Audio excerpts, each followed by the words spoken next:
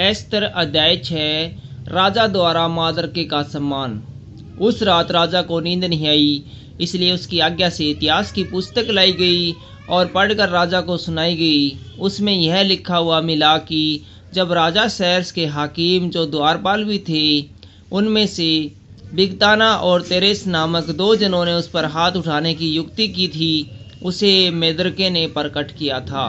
तब राजा ने पूछा, इसके बदले मौदरके की क्या प्रतिष्ठा और बड़ाई क्या की गई? राजा के जो सेवक उसकी सेवा टहल करते थे, उन्होंने उसको उत्तर दिया, उसके लिए कुछ भी नहीं किया गया। राजा ने पूछा, आंगन में कौन है? उसी समय हामान राजा के भवन से बाहरी आंगन में इस मनसा से आया था कि जो खंबा उसने मेदरके के लिए तैयार किया था, उस पर उसको लटका देने की चर्चा राजा से करे। तब राजा के सेवकों ने उससे कहा, आंगन में तो हामान खड़ा है। राजा ने कहा, उसे भीतर बुला लाओ। तब हामान भीतर आया। तब राजा ने उससे पूछा, जिस मनुष्य की प्रतिष्ठा राजा करना चाहता हो तो उसके लिए क्या करना उचित होगा?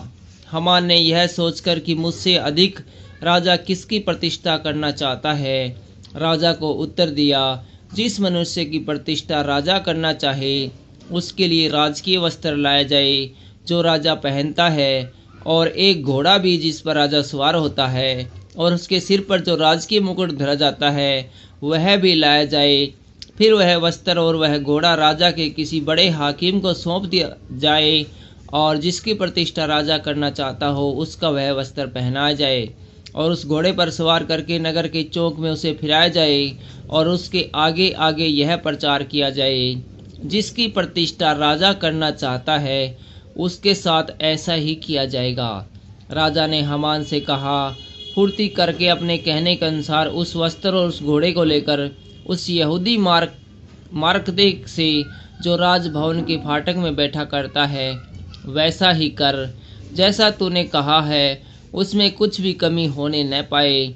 तब हामान ने उस वस्त्र और उस घोड़े को लेकर मदरके को पहनाया और उसे घोड़े पर चढ़ाकर नगर के चौक में इस प्रकार पुकारता हुआ घुमाया, जिसकी प्रतिष्ठा राजा करना चाहता है उसके साथ वैसा ही किया जाएगा।